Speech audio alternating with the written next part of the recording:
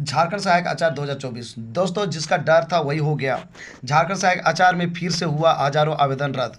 एक से अधिक फॉर्म भरने पर हुआ रद्द। दोस्तों, बहुत लोगों में ये दुखी है।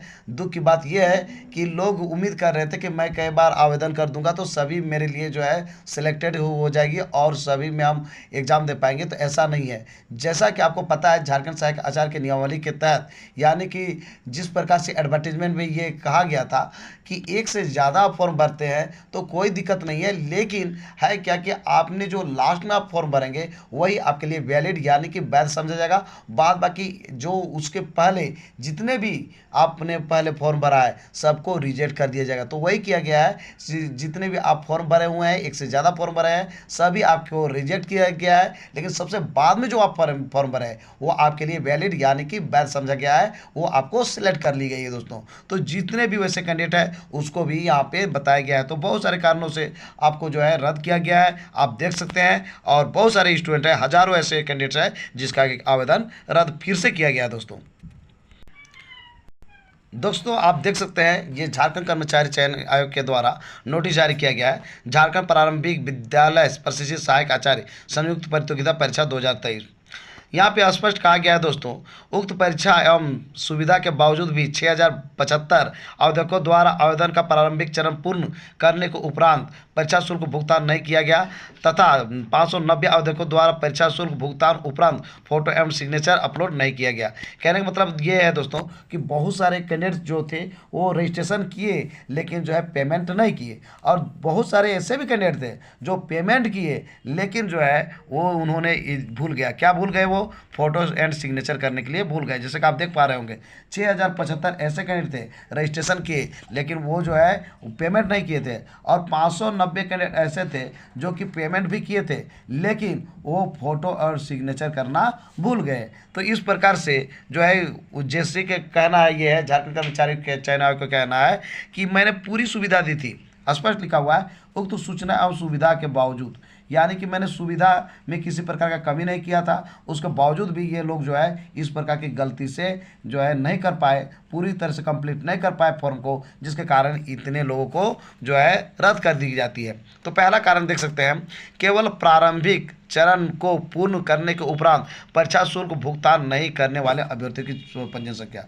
यानी कि रजिस्ट्रेशन तो वो किए, ठीक है, करने के बाद जो है वो पेमेंट नहीं किए, यानी कि पैसा वो कटाए नहीं, जिसके कारण जो है देख सकते हैं दोस्तों ये हजारों कैंडिडेट्स की जो है ये रद्द कर दी जाई गई है। जो इनकी कैंडिडेचर है यानी अभ्यर्थिता जो है उनको रद्द कर दी गई है। बहुत सारे कैंडिडेट है दोस्तों। तो दोस्तों, जिन्होंने रजिस्ट्रेशन किया था और पेमेंट करना भूल गए तो वो कितने कैंडिडेट थे? 6075। इतने कैंडिडेट जो है रजिस्ट्रेशन किए और पेमेंट नहीं किए थे, उनको रद्द कर दिया गया। दूसरा कारण ये देख सकते हैं दोस्तों, परीक्षा शुल्क भुगतान उपरांत फोटो एंड सिग्नेचर अपलोड नहीं किया। उस जो बहुत सारे कैंडिडेट थे जो क्या किए कि भुगतान तो कर दिए, पेमेंट कर दिए, लेकिन वो भूल गए फोटो एंड सिग्नेचर करना। फोटो एंड सिग्नेचर करना भूल गए दोस्तों, जिसके कारण देख सकते हैं यहाँ पे भी 590 ऐसे कैंडिडेट थे जिसको जो है रद्द कर दिया गया है। इन लोग पेमेंट किए थे लेकिन फोटो एंड सिग्नेचर नहीं किए थे।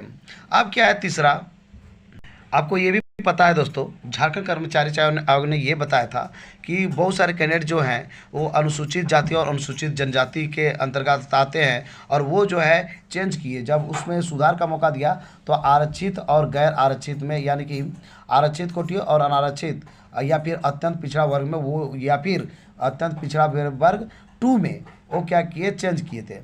और कुछ ऐसे कैंडिडेट थे जो कि वो निःशक्त कैंडिडेट के में पहले आवेदन किए थे और उसको चेंज कर दिए कि जो है वो निःशक्त कैंडिडेट नहीं है। तो इस प्रकार से क्या हुआ कि उसको टाइम दिया गया था कि 16/4/2024 से लेकर 19/4/2024 तक ये जो है ये सबको जो भी है कार्यालय में आना पड़ेगा, और कार्यालय में आके उनको जो है डिमांड ड्राफ्ट के साथ आना है, और इस प्रकार से उसको जो है डायरेक्ट कार्यालय से ही उसकी मतलब जो है सुधार होगी।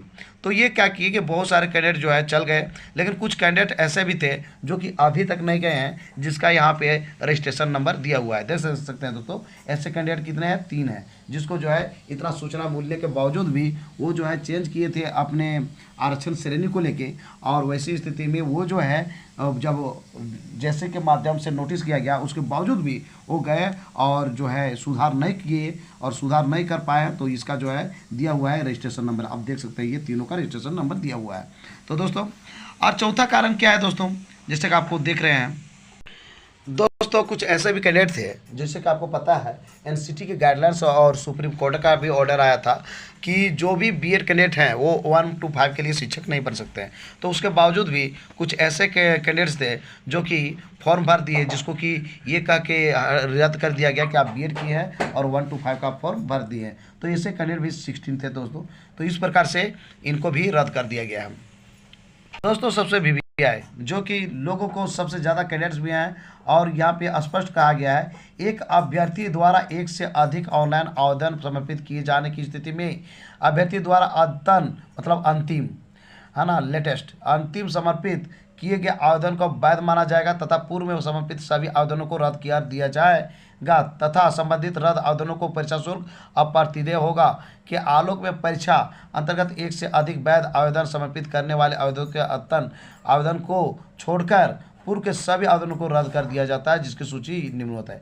यानी कि आपने एक से ज़्यादा आवेदन किया है तो वैसी स्थिति में जो लास्ट में आप आवेदन किए हैं उसको सिलेक्ट किया गया है, लेकिन उसके पहले जितने भी आप आवेदन किए हैं सबको जो है रद्द किया गया है। और रद्द किया गया है तो यहाँ पर देख सकते हैं ये आपका जो है रजिस्ट्रेशन नंबर दिया हुआ है दोस्तों। तो इस प्रकार से बहुत सारे कैंडिडेट हैं जो कि इस कैटेगरी में आए हैं और ये लड़के एक कैंडिडेट जो हैं 3192 हैं। तो दोस्तों ये बहुत मतलब अच्छी भी कर सकते हैं, दुख भी का भी कर सकते हैं, इसलिए कि बहुत सारे कैंडिडेट कॉल किए उसमें बता रहे थे कि सर मैंने पहले जो है सही भरा था लेकिन बाद में गलत किया है। तो वैसे लड़कों के लिए यहाँ पे टेंशन भरी हो सकती है। साथ ही साथ ये यदि वेबसाइट के माध्यम से हम कहें बात करें आयोग की ओर से, तो आयोग के ओर से हम बात ये करेंगे दोस्तों, आयोग ने स्पष्ट कहा था कि एक से ज़्यादा आप फॉर्म अप्लाई करते हैं तो यहाँ पे जो आप अंतिम में जो फॉर्म अप्लाई करेंगे वही आपके लिए वैलिड यानी वैध होगा। बाद बाकी जितने भी आपने आवेदन किया है सबको आपको रद्द कर दिया जाएगा, जितने भी आवेदन है आपको रद्द कर दी जाएगी। तो वैसे ही कहा है जो पहले कह चुका था दोस्तों। तो दोस्तों आज का मेरे वीडियो आपको कैसा लगा जरूर हमें बताएं इस वीडियो के कमेंट बॉक्स में। यदि ये वीडियो आपको अच्छा लगा दोस्तों तो इस वीडियो को कर दीजिए लाइक, चैनल को कर दीजिए सब्सक्राइब और ज़्यादा से ज़्यादा दोस्तों को इस वीडियो को कर दीजिए शेयर। तो दोस्तों फिर मिलते हैं एक नए और ऑथेंटिक वीडियो के साथ, तब तक के लिए हमें इजाज़त दीजिए। धन्यवाद।